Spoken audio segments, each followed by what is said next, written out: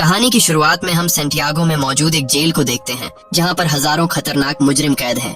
ये सेंटियागो का सबसे सिक्योर तरीन जेल है क्योंकि आज तक इस जेल से कोई भी कैदी फरार नहीं हो सका और इसका रीजन है इस जेल का वार्डन बहुत ही स्ट्रिक्ट और बेरहम इंसान है जो जरा सी गलती करने पर कैदियों को बुरी तरह से पीटता है। और यही वजह है कि इस जेल के कैदी यहाँ से भागना तो दूर बल्कि एक छोटी सी गलती करने से पहले भी 100 बार सोचते हैं। लेकिन अब वार्डन का यह खौफ ज्यादा दिनों तक चलने वाला नहीं था क्योंकि अब इस जेल में एंट्री हो चुकी थी एक बहुत ही शातिर इंसान की जिसका नाम लियोन है। लियोन एक आर्किटेक्ट है जो किसी भी बिल्डिंग को देखकर उसे पता चल जाता है कि यह बिल्डिंग कितने साल पुरानी है और इस बिल्डिंग को किस तरह से डिजाइन किया गया है। लियोन जेल में एंटर होते ही उसके दिमाग में यहाँ से भागने की प्लानिंग शुरू हो जाती है। यहाँ हमें पता चलता है कि लियोन अकेला नहीं है बल्कि उसके साथ 4 साथी भी हैं जो यहाँ से भागना चाहते हैं। कुछ देर बाद जेल का एक ऑफिसर सभी कैदियों को लाइन से खड़ा करके जेल के रूल्स बताता है और कहता है कि अगर किसी ने भी रूल तोड़ने की कोशिश की तो उसे मार दिया जाएगा। इसके बाद सभी कैदियों को उनके ब्लॉक्स की तरफ लाइन से ले जाया जाता है। यहाँ लियोन दौड़ते हुए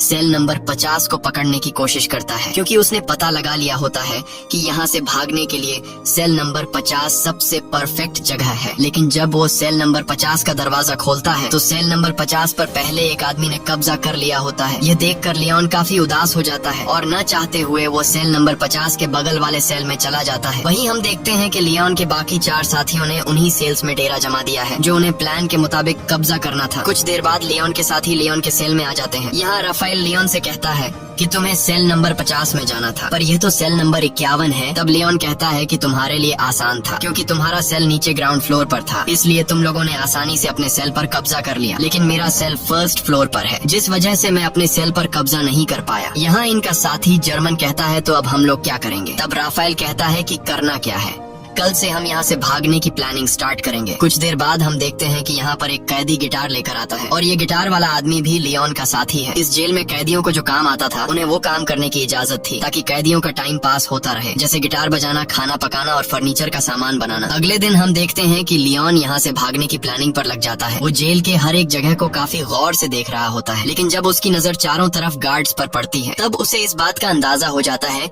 कि यहाँ से दीवार से कूद कर भागना काफी मुश्किल है। इसके बाद वह प्लान बी पर काम करते हुए पैदल चलकर कदमों से जेल की लंबाई का नाप लेने लगता है। जेल की लंबाई नापने के बाद वो सीधा अपने साथियों के पास पहुंचकर उनसे कहता है कि हमें कैसे भी करके यहाँ से भागना होगा। तब जर्मन ने कहा कि तुम पागल हो गए हो, यहाँ से भागना इम्पॉसिबल है क्योंकि चारों तरफ जेल की ऊंची दीवारें हैं जिससे हम कभी भी कूद कर भाग नहीं सकते और गार्ड्स भी चारों तरफ से हम पर नजर जमाए रखे हैं। अगर उन्हें जरा सा भी हम पर शक हुआ तो वो हमें मार डालेंगे। तब लियोन कहता है कि मैंने कदमों का इस्तेमाल करके जेल के बाहर जाने तक का रास्ता नाप लिया है। हम यहाँ से जेल के बाहर वाले रोड से सिर्फ 90 मीटर की दूरी पर खड़े हैं, इसलिए हमें दीवार से कूदकर यहाँ से नहीं भागना है बल्कि हम यहाँ जमीन के नीचे एक सुरंग बनाएंगे जो यहाँ से बाहर तक जाएगी। इस जेल के बाहर जंगल है और अगर हम एक बार यहाँ से निकल गए तो जेल के बाहर जंगल में गार्ड्स हमें ढूंढ नहीं पाएंगे और बड़ी आसानी से हम यहाँ से फरार हो जाएंगे। लेकिन यहाँ इनके दिमाग में सबसे बड़ा सवाल यह होता है कि इतनी लंबी सुरंग जब यह लोग बनाएंगे तो उस सुरंग से बाहर निकलने वाली मिट्टी यह लोग कहाँ गिराएंगे? यह सवाल इन तीनों को परेशान कर रही थी और लियोन सोच में पड़ जाता है कि सुरंग से निकलने वाले मिट्टी को आखिर कहाँ फेंका जाए। अब जब यह तीनों सुरंग से निकलने वाली मिट्टी को छुपाने के बारे में प्लान बना रहे होते हैं तभी एक कैदी की नजर इन पर पड़ती है जिसका नाम बिगोट है। बिगोट एक धोखेबाज इंसान है जो इस जेल के वार्डन के साथ मिला हुआ है और जब भी वो किसी कैदी को जेल से भागने या फिर कोई रूल तोड़ते हुए देखता है तब बिगोट चुपके से सीधा जाकर गार्ड्स को शिकायत लगा देता है और अब वो पिछले काफी टाइम से लियोन और उसके 2 साथियों पर नजर रख रहा होता है। इन तीनों को काफी टाइम से एक साथ बात करते हुए देखकर बिगोट को इन पर शक हो जाता है, इसलिए वो सीधा आकर राफेल से मिलता है। राफेल और कहता है कि मैंने पिछले कई दिनों से तुम तीनों पर नजर रखी है और मुझे पता है कि तुम तीनों यहाँ से भागने का प्लान बना रहे हो, इसलिए मैं भी तुम्हारे साथ यहाँ से भागने के प्लान में शामिल होना चाहता हूँ। यहाँ बिगोट के चेहरे को देखकर राफेल को कुछ गड़बड़ नजर आता है, इसलिए राफेल बिगोट से कहता है कि ऐसी कोई बात नहीं, हम तीनों तो बस बातचीत कर रहे थे और हमारा यहाँ से भागने का कोई भी प्लान नहीं है। अगले दिन लियोन, जर्मन और राफेल तीनों नीचे वाली सेल में आए। राफेल एक तरफ की दीवार को देखकर कहा कि हम इसी दीवार को खोदकर सुरंग बनाएंगे, लेकिन मसला यह था कि अगर खुदाई का काम शुरू कर दिया गया तो सुरंग को खुला नहीं छोड़ सकते क्योंकि हर शाम गार्ड्स हर एक सेल की चेकिंग करने आते हैं और अगर गार्ड्स ने सुरंग देख लिया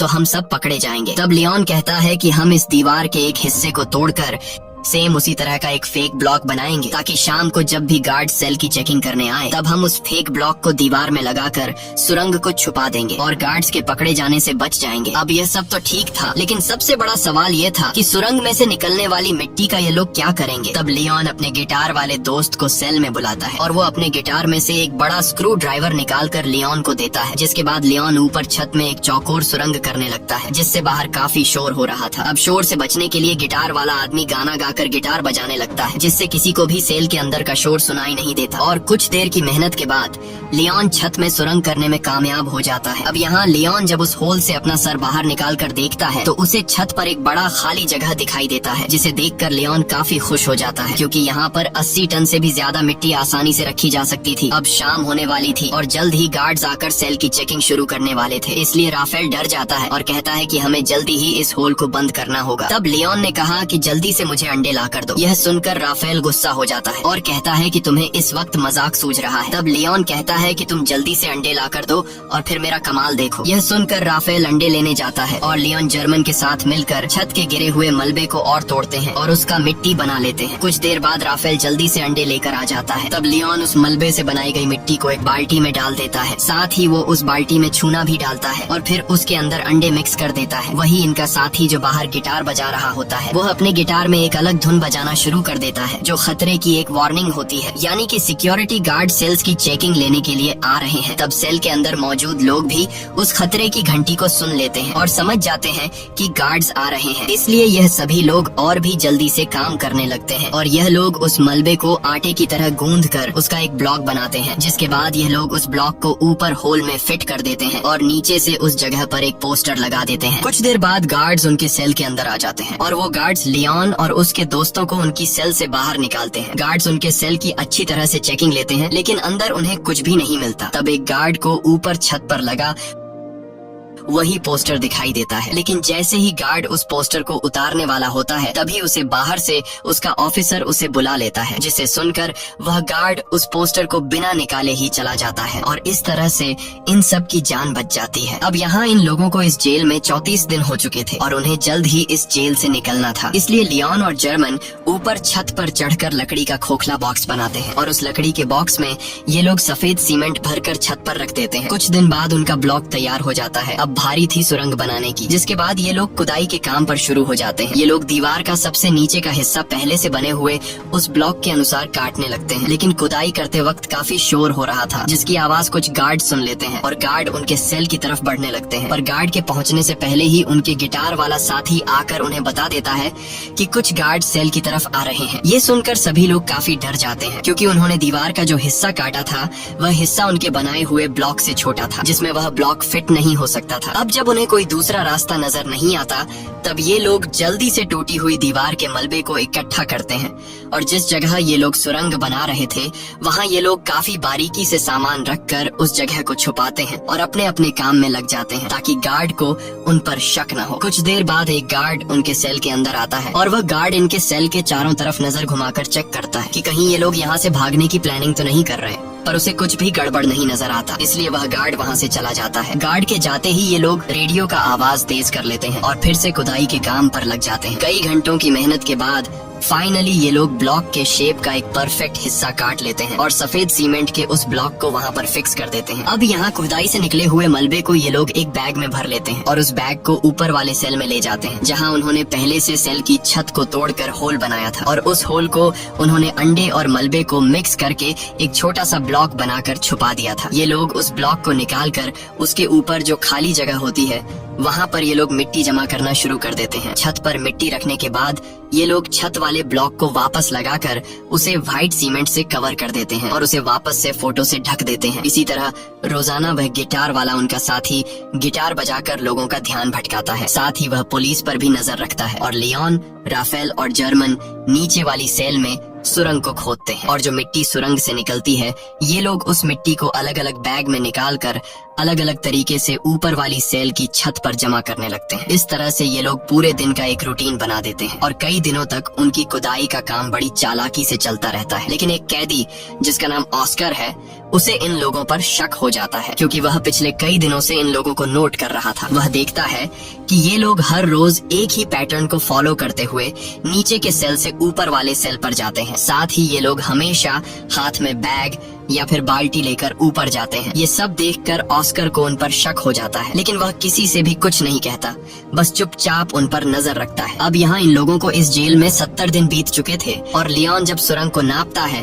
तो उससे पता चलता है कि 70 दिनों में हमने सिर्फ 5 मीटर सुरंग बनाई है। ये देखकर लियोन काफी मायूस हो जाता है और लियोन समझ जाता है कि हम 5 लोग इस सुरंग को इस तरह से कभी भी कंप्लीट नहीं कर पाएंगे। इसलिए वो अपने साथियों से कहता है कि हमें इस सुरंग को कंप्लीट करने के लिए और आदमियों की जरूरत पड़ेगी, और अगर हम 5 लोग इसी रफ्तार से मिट्टी निकालते गए तो इस सुरंग को कंप्लीट करने में हमें 5 साल लग जाएंगे। इसलिए हमें सुरंग को और तेजी से खोदना होगा। वही उनका साथी जर्मन जब बैग में मिट्टी भरकर ऊपर ले जा रहा था, तभी एक पुलिस वाला उसे रोक लेता है और जर्मन से पूछता है कि इस बैग में क्या है। तब जर्मन कहता है कि कुछ खास नहीं, बस मेरी जरूरत का कुछ सामान है। ये सुनकर वह पुलिस वाला जर्मन से कहता है कि अच्छा ठीक है, चलो अब बैग खोल कर दिखाओ। ये सुनकर जर्मन घबरा जाता है और जर्मन को लगता है कि आज हम सभी पकड़े जाएंगे। लेकिन जब जर्मन अपना बैग खोलता है तो उसमें कुछ सामान रखा गया था। दरअसल जर्मन ने पहले से बैग में मिट्टी नीचे छुपाई होती है और सामान ऊपर रख दिया होता है, लेकिन गार्ड को जर्मन पर शक होता है। इसलिए वह गार्ड जर्मन से कहता है कि मेरे पीछे चेकिंग रूम में आओ। तब जर्मन बड़ी चालाकी से नीचे बैठा अपने साथी लियोन के साथ उसी तरह का सेम एक दूसरा बैग बदल कर गार्ड के पीछे चेकिंग रूम में चला जाता है। चेकिंग रूम में जब वह गार्ड जर्मन के बैग को अच्छी तरह से चेक करता है तो उसके अंदर सामान के अलावा कुछ भी नहीं मिलता, जिसके बाद वह गार्ड जर्मन को जाने देता है। अब इन सभी कैदियों को जेल में 86 दिन बीत चुके थे और अब ये लोग और ज्यादा दिन यहाँ नहीं रहना चाहते थे। इसलिए लियोन और उसके साथी जल्दी से सुरंग के काम को बढ़ाने के लिए ऊपर वाले फ्लोर के कुछ कैदियों को अपने साथ मिला लेते हैं। यहाँ लियोन उन नए कैदियों को दीवार से ब्लॉक हटाकर सुरंग भी बताता है। ये देखकर वो कैदी फौरन इनके साथ मिलकर काम करने को मान जाते हैं, क्योंकि वो सोचते हैं कि अगर 5 लोग मिलकर 7 मीटर लंबा सुरंग खोद सकते हैं तो हम सब एक साथ मिलकर जल्द ही इस सुरंग को पूरा कर लेंगे। और साथ ही इन नए आने वाले कैदियों में कुछ कैदी ऐसे भी थे जिन्हें फांसी होने वाली थी, इसलिए वो लोग तो पहले से यहाँ से भागने का चांस ढूंढ रहे थे। अब लियोन जब समझ जाता है कि सभी कैदी सुरंग के लिए तैयार हो चुके हैं, तब लियोन उन्हें अपना प्लानिंग बताते हुए कहता है कि हम डेली 1 घंटे की शिफ्ट में काम करेंगे। 2 लोग खुदाई का काम करेंगे, 2 लोग मिट्टी ऊपर ले जाएंगे और 2 लोग गार्ड्स पर नजर रखेंगे। बाकी लोग जेल के नॉर्मल काम करेंगे ताकि किसी को हम पर शक न हो। और जो भी कैदी 2 घंटे सुरंग की खुदाई करने के बाद वापस बाहर निकलेगा उसे फौरन नहाकर अपने कपड़े भी धोने होंगे ताकि गार्ड्स को उसके कपड़ों पर मिट्टी के निशान नजर न आए। अब इन लोगों का काम काफी तेजी से चल रहा होता है और यह लोग रोजाना 100 किलो मिट्टी एक दिन में निकालने लगते हैं। अब यहाँ हमें पता चलता है कि लियोन ने ऊपर वाले फ्लोर के कैदियों को इसलिए चुना ताकि इन्हें बैग या फिर बाल्टी में ऊपर मिट्टी ले जानी नहीं पड़े और इस तरह से यह लोग गार्ड्स के नजरों में भी आ सकते थे। इसलिए यह लोग नीचे जिस सेल में खुदाई कर रहे थे उसी सेल के छत में एक होल कर देते हैं ताकि सीढ़ियों से मिट्टी ऊपर ले जाने के बजाय डायरेक्ट होल से ऊपर वाले सेल के कैदियों को मिट्टी पास कर दी जाए। इस तरह से उनके पकड़े जाने का रिस्क भी कम हो जाता है और काम की स्पीड भी काफी बढ़ जाती है। जब भी कोई कैदी सुरंग में खुदाई कर रहा होता है तब ये लोग रेडियो की आवाज बढ़ा देते और बाहर सभी कैदी गार्ड्स को ऐसा दिखाते कि जैसे सब कुछ नॉर्मल हो। और जब भी उन्हें गार्ड्स का कोई खतरा नजर आता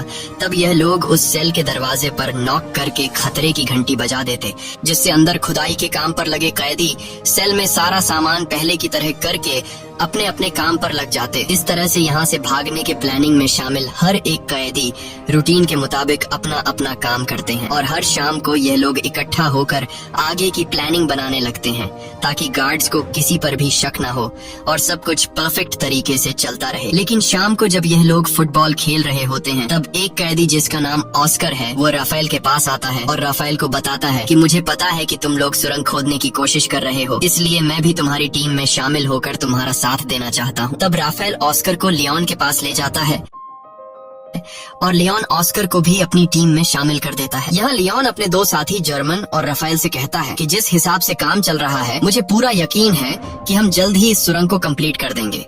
और जल्द ही यहाँ से बाहर निकल जाएंगे। लेकिन बाहर निकलने के बाद भी हम लोग पकड़े जा सकते हैं, क्योंकि हम 4-5 नहीं बल्कि पूरे 40 लोग हैं। और अगर बाहर निकलने के बाद भागते हुए हमें पुलिस ने देख लिया तो पुलिस हमारे पीछे गाड़ी लगाकर हमें पकड़ लेगी। इसलिए हमें यहाँ से बाहर निकालने के लिए बाहर के एक बंदे की जरूरत होगी, जो हमारा यहाँ से बाहर निकलते ही हमारे लिए एक बस तैयार रखे। अब यहाँ ये लोग सोच में पड़ जाते हैं कि बाहर से हमारी कौन मदद कर सकता है। तब लियोन कहता है, राफेल तुम्हारी वाइफ पॉलिना हमारी बाहर से मदद कर सकती है और हम लोग उस पर विश्वास भी कर सकते हैं, इसलिए तुम्हें अपनी वाइफ से मदद मांगनी होगी। अब यहाँ रहते हुए सभी कैदियों को 182 दिन बीत जाते हैं और आज सभी कैदियों से उनके घर वाले मिलने आए होते हैं। यहाँ पर राफेल की वाइफ भी आई होती है। तब राफेल अपनी वाइफ पॉलिना को उनके पूरे प्लान के बारे में बताता है और कहता है, हमें तुम्हारी बाहर से मदद चाहिए होगी, इसलिए बाहर तुम्हें कुछ लोगों के साथ जुड़कर हमारे लिए एक बस का इंतजाम करना होगा। पॉलिना मान जाती है और वो वहाँ से चली जाती है। अब जेल में सुरंग खोदते हुए इन कैदियों को 205 दिन बीत चुके थे और इन लोगों ने सुरंग को भी काफी लंबा कर दिया था। लेकिन एक दिन इनका साथी जो गिटार बजाया करता था, वो जब सुरंग के अंदर खुदाई के काम पर लगा होता है, तभी वहाँ पर सेल की चेकिंग के लिए गार्ड्स आ जाते हैं। यह देखकर बाहर खड़ा राफेल और लियोन काफी ज्यादा घबरा जाते हैं, क्योंकि पिछले कई दिनों से रात में सेल की चेकिंग होती थी, लेकिन आज गार्ड्स दोपहर में सेल की चेकिंग करने आए हैं, जैसे उन्हें शक हो गया हो कि जेल में कोई सुरंग खोदने की कोशिश कर रहा है। और गार्ड्स को देखकर लियोन दौड़ते हुए अंदर जाकर सभी को वार्न कर देता है और कहता है कि जो भी सामान यहाँ वहाँ बिखरा पड़ा है उन्हें जल्दी से छुपा दो। ये सुनकर जो लोग काम पर लगे हुए होते हैं वो सभी सुरंग का काम छोड़कर अपने अपने काम पर लग जाते हैं। यहाँ इस गिटार वाले के साथ जो दूसरा साथी सुरंग में गया होता है वो भी बाहर आने लगता है, लेकिन गिटार वाला अंदर फंस जाता है, क्योंकि वो सुरंग के बिल्कुल एंड में काम कर रहा था। लेकिन जैसे तैसे करके वो भी बाहर निकलने की कोशिश करता है, पर वो जान चुका था कि मेरे निकलने से पहले गार्ड सुरंग तक पहुँच चुके होंगे। अब यहाँ सभी लोग डरे होते हैं और उन्हें लगता है कि आज हम सभी पकड़े जाएंगे। लेकिन यहाँ राफेल समझदारी से काम लेते हुए सभी कैदियों को इकट्ठा करके गार्ड्स के सामने आकर खड़ा हो जाता है और गार्ड्स को आगे बढ़ने से रोक देता है। ये देखकर पुलिस ऑफिसर को गुस्सा आ जाता है और पुलिस कैदियों पर हमला कर देती है। यहाँ कैदी भी पुलिस का मुकाबला करते हैं और पुलिस को रोकने की कोशिश करते हैं, ताकि इनका साथी जो सुरंग में फंसा हुआ है वह बाहर आ सके। वहीं हम देखते हैं कि इनका वह गिटार वाला साथी अब सुरंग से बाहर आ चुका है। वह जल्दी से उस सीमेंट के ब्लॉक को सुरंग में फिट कर देता है और जब वह सेल का दरवाजा खोल कर देखता है तो बाहर कोई भी नहीं होता। दरअसल गार्ड्स पर हमला करने के जुर्म में सभी कैदियों के कपड़े निकाल कर बाहर धूप में खड़ा कर दिया गया होता है। कुछ देर बाद वहाँ पर जेल का वार्डन आता है। वार्डन कहता है कि इन सभी को बिना कपड़ों के सूरज के ढलने तक यहीं पर खड़ा रखो और एक दिन के लिए इनका खाना बंद कर दो। दूसरी तरफ राफेल की वाइफ पॉलिना एक चर्च में जाकर लियोन के पिता से मिलती है। लियोन के पिता एक पादरी थे। यहाँ लियोन का एक पुराना दोस्त भी आता है। तब राफेल की वाइफ पॉलिना लियोन के फादर और उसके दोस्त को लियोन का पूरा प्लान समझा देती है और कहती है कि हमें उन्हें बचाने के लिए एक बस का इंतजाम करना होगा। तब लियोन का दोस्त भी इनकी मदद करने के लिए तैयार हो जाता है और कहता है कि बस का इंतजाम मैं कर लूंगा। वहीं दूसरी तरफ जेल में राफेल से उसकी वकील मिलने आती है। यहाँ जेल का वार्डन राफेल को सिगरेट देने लगता है, पर राफेल सिगरेट लेने से इनकार कर देता है। लेकिन राफेल वार्डन के सिगरेट के डिब्बे को पहचान लेता है कि वार्डन कौन से ब्रांड का सिगरेट पीता है। अब यहाँ इन लोगों को इस जेल में रहते हुए 1 साल से भी ज्यादा टाइम बीत चुका था और इन लोगों ने सुरंग को भी काफी लंबा कर दिया था। दिन रात मेहनत के बाद अब सुरंग भी जल्द कंप्लीट होने वाला था। लेकिन एक दिन सुरंग में इनका एक साथी जब काम कर रहा होता है तभी अचानक वह बेहोश हो जाता है, क्योंकि इतनी गहराई में ऑक्सीजन की कमी होती है। अच्छी बात यह थी कि राफेल उसके पीछे होता है और राफेल जैसे तैसे करके उस आदमी को बाहर निकाल देता है। शाम को ये लोग मीटिंग करते हैं कि अब सुरंग काफी लंबा हो चुका है, जहाँ अंदर ऑक्सीजन न होने की वजह से सांस लेने में तकलीफ होती है, इसलिए हमें कुछ करना होगा। यहाँ पर एक आदमी होता है जो जेल में काम करता है। उसके पास एक मशीन होती है जिससे ये लोग पंखा लगाकर सुरंग के एंड तक ऑक्सीजन पहुँचा सकते हैं। राफेल उस आदमी से कहता है कि अगर तुम हमें ये मोटर दोगे तो हम तुम्हें अपने साथ शामिल कर लेंगे। वह कैदी मान जाता है और फिर ये लोग उस मोटर में एक पंखा लगाकर प्लास्टिक के पाइप के जरिए सुरंग के एंड तक ऑक्सीजन पहुंचाने में कामयाब हो जाते हैं और अब सुरंग के एंड में काम करने वाले लोगों को सांस लेने में तकलीफ नहीं होती। इस तरह से इनका काम फिर से जारी हो जाता है। लेकिन अब जेल के वार्डन को कैदियों पर शक होने लगता है, इसलिए जेल का वार्डन अपने पास एक कैदी को बुलाता है जिसका नाम बिगोट है। वार्डन बिगोट को सिगरेट का पैकेट देता है और उससे कहता है कि मुझे जेल में कुछ न कुछ गड़बड़ नजर आ रहा है, इसलिए तुम्हें कैदियों पर नजर रखनी होगी कि वो क्या करने की कोशिश कर रहे हैं। और बिगोट मान जाता है। दरअसल बिगोट को अभी तक पता नहीं होता कि जेल में में कैदी सुरंग खोदने की कोशिश कर रहे हैं। अब यहाँ इन लोगों को सुरंग खोदते हुए इस जेल में 514 दिन बीत जाते हैं और उन्होंने अब जेल के बाहर तक सुरंग खोद दी होती है। अब जहाँ तक उन्होंने सुरंग खोदी होती है वहाँ पर राफेल नीचे से एक छोटा सा सुरंग करके ऊपर एक लाल कलर का लिक्विड गिरा देता है ताकि बाहर राफेल की वाइफ और लियोन के साथी को पता चल जाए कि सुरंग यहाँ तक खोदी जा चुकी है। वही बिगोट को राफेल और उसके साथी लियोन पर शक तो होता है, पर उसे पूरा यकीन नहीं होता कि ये लोग सच में सुरंग खोद रहे हैं। इसलिए बिगोट अपने शक को यकीन में बदलने के लिए राफेल के पास आकर उसे कहता है कि अगर तुम लोग यहाँ से भागने की प्लानिंग कर रहे हो तो प्लीज मुझे भी अपने साथ शामिल कर लो। मैं यहाँ थक चुका हूँ, बाहर मेरी वाइफ और मेरी बेटी मेरा इंतजार कर रही है। ये सुनकर राफेल को बिगोट पर तरस आ जाता है, इसलिए राफेल बिगोट को सुरंग के बारे में बताने ही वाला होता है कि तभी राफेल बिगोट के हाथ में सिगरेट का पैकेट देख लेता है और यह वही पैकेट होता है जो कुछ दिन पहले राफेल ने वार्डन के पास देखा था। इसलिए राफेल समझ जाता है कि बिगोट वार्डन के साथ मिला हुआ है। ये सब समझते ही राफेल बिगोट को कुछ भी नहीं बताता। दूसरी तरफ लियोन का बाहर जो पुराना दोस्त होता है वो अपने कुत्ते को साथ लेकर रनिंग के बहाने जेल के करीब आता है और उस लाल कलर के लिक्विड को देख लेता है। अगले दिन लियोन का पिता लियोन को जेल में आकर बताता है कि तुम लोगों ने बाहर जो रेड कलर का लिक्विड गिराया था वो हमने देख लिया है। तुम लोग जेल के बाउंड्री के बाहर तो आ चुके हो, पर अभी भी तुम लोग सही जगह पर नहीं पहुँचे, इसलिए तुम लोगों को अभी भी 40 फीट और भी सुरंग खोदना होगा। इसके बाद यह लोग फिर से सुरंग को और लंबा करने लगते हैं और अब बस कुछ ही दिन के खुदाई के बाद इनका सुरंग कंप्लीट होने वाला था। लेकिन अब इन लोगों के साथ जो कुछ होने वाला था उसके बारे में उन्होंने बिल्कुल भी सोचा नहीं था। एक दिन जब इनका एक साथी सुरंग की खुदाई के काम पर लगा होता है तभी अचानक एक बहुत ही बड़ा भूकंप आता है जिससे जेल की दीवारें हिलने लगती हैं। लियोन उस वक्त अपने दोस्तों के साथ बाहर फुटबॉल मैच देख रहा था। भूकंप के झटके महसूस होते ही वो तेजी से सुरंग की तरफ भागा। यहाँ गार्ड सभी कैदियों को जेल से बाहर निकालने लगते हैं ताकि कहीं इन पर जेल की दीवारें न गिर जाएं। और लियोन भी जैसे तैसे करके सुरंग के अंदर फंसे हुए अपने साथी को बाहर निकाल लेता है। अब लियोन ने अपने साथी को तो बचा लिया था, लेकिन अब उसे डर था कि कहीं भूकंप की वजह से अंदर से सुरंग टूट नहीं गया हो। इसलिए लियोन फिर से सुरंग के अंदर जाता है और अंदर जाकर वो देखता है कि सुरंग पूरी तरह से सेफ है। ये देखकर लियोन को सुकून मिल जाता है। अब जब इनके सुरंग का काम पूरा होने वाला होता है तब लियोन जाकर जेल के एक कैदी से मिलता है जो कि व्हील चेयर पर होता है। लियोन उससे कहता है कि हम जल्द ही यहाँ से भागने वाले हैं, इसलिए मैं चाहता हूँ तुम भी हमारे साथ चलो। लेकिन वो व्हील चेयर पर बैठा आदमी कहता है तुम जल्द से जल्द यहाँ से भाग जाओ और मेरी चिंता मत करो, मैं तुम्हारे साथ नहीं आ पाऊंगा। अब फाइनली वो दिन आ गया जिस दिन ये लोग इस जेल से भागने वाले थे और जैसे ही सभी कैदी रात को टीवी देखने में मसरूफ होते हैं तब वो सभी कैदी जो यहाँ से भागने की प्लानिंग में शामिल थे वो सभी एक एक करके उठकर जाने लगते हैं। यहाँ किसी को भी इन पर शक नहीं होता क्योंकि सबका ध्यान टीवी में रोमांटिक फिल्म पर होता है और भागने वाले सभी कैदी सुरंग वाले सेल में आ जाते हैं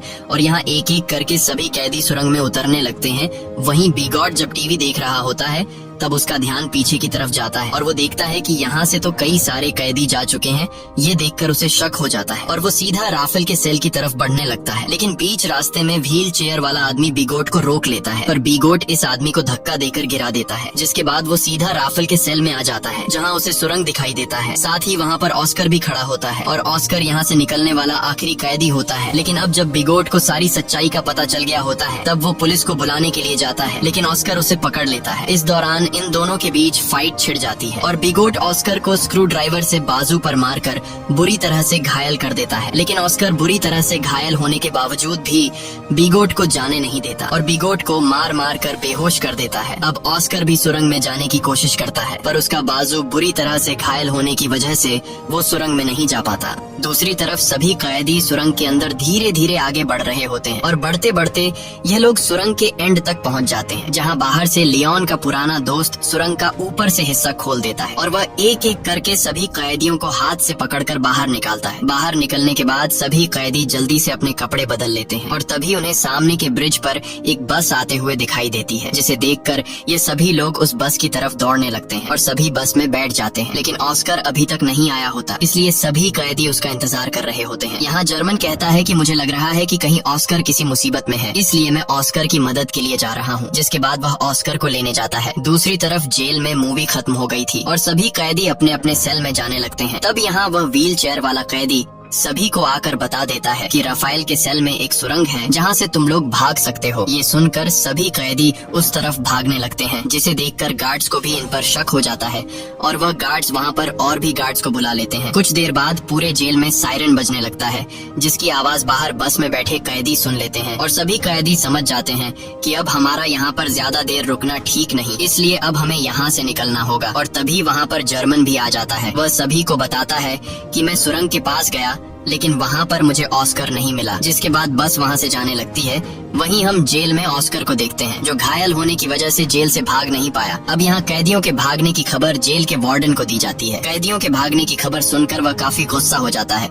दूसरी तरफ सभी कैदी बस में थे, जहाँ पर पोलिना सभी कैदियों को उनका पर्स दे देती है, जिसमें कुछ पैसे और उनके फेक आईडी थे। और सभी कैदी अलग अलग होकर अपने अपने रास्ते निकल जाते हैं। और इस तरह से सभी कैदी जिन्होंने पिछले कई महीनों से दिन रात मेहनत की थी, वह सभी जेल से आजाद हो जाते हैं। दोस्तों, यह इतिहास की सबसे बड़ी जेल ब्रेक घटना थी, जहां एक ही बार में पूरे 50 लोग जेल से फरार हो गए थे। लेकिन इनका एक साथी ऑस्कर भागने में नाकाम हो गया था। इसी के साथ सच्ची कहानी पर बनाई गई ये फिल्म खत्म हो जाती है। अगर आपको ये वीडियो अच्छी लगी हो तो हमारे चैनल को सब्सक्राइब और वीडियो को लाइक जरूर कीजिएगा।